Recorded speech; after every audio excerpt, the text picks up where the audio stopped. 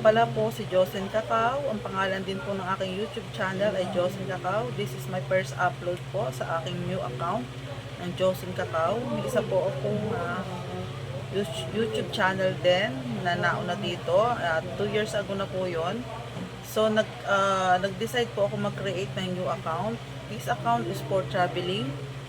Mag-travel po ako. Ito po ang gagamitin kong YouTube channel for travel. Sana po ay pakisubaybayan nyo po ito, pakisubscribe, Jocelyn Cacao. A-upload ko po ito. This is my first video. Ni-upload ko po sa aking bagong channel ng YouTube. And follow my Facebook page, Zen Cacao. Pakipollow nyo rin po yon. Zen Cacao. I'm the digital creator po doon. May mga quotes. Lagi ko po ako everyday nag-share po ako ng mga quotes. Ito pong channel na to ay for traveling.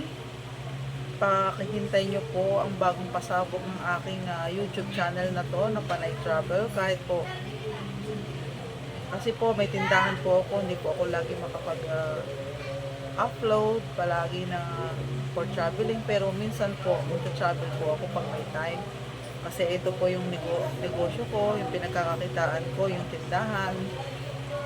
At bago ang lahat, sige po, itutol ko po kayo sa maliit kong sari-sari store. Nang pang-umpisa po ito ng aking buhay, hanap buhay na pinagkakakitaan ko po. At iba din pong mga online business ng mga ladies, perfume, lotion, and chararat, na kung ano-ano po para kumita.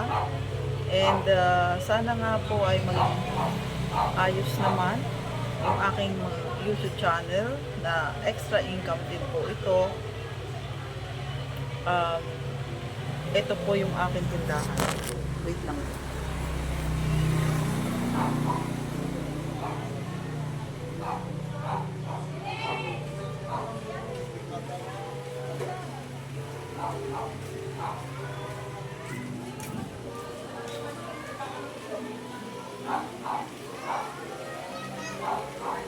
Tayong mga soft drinks,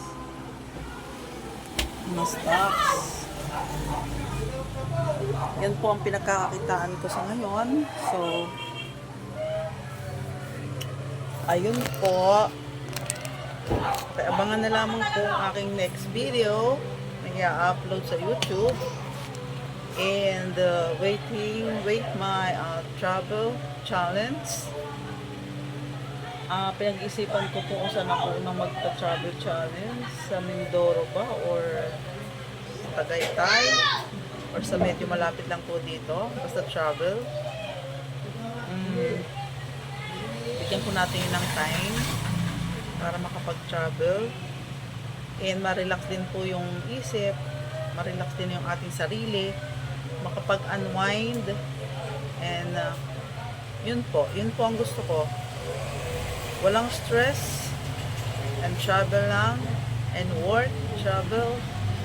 Kasi dito rin po kukuha ng income for traveling, kahit sa maliliit na lugar na mapuntahan ko.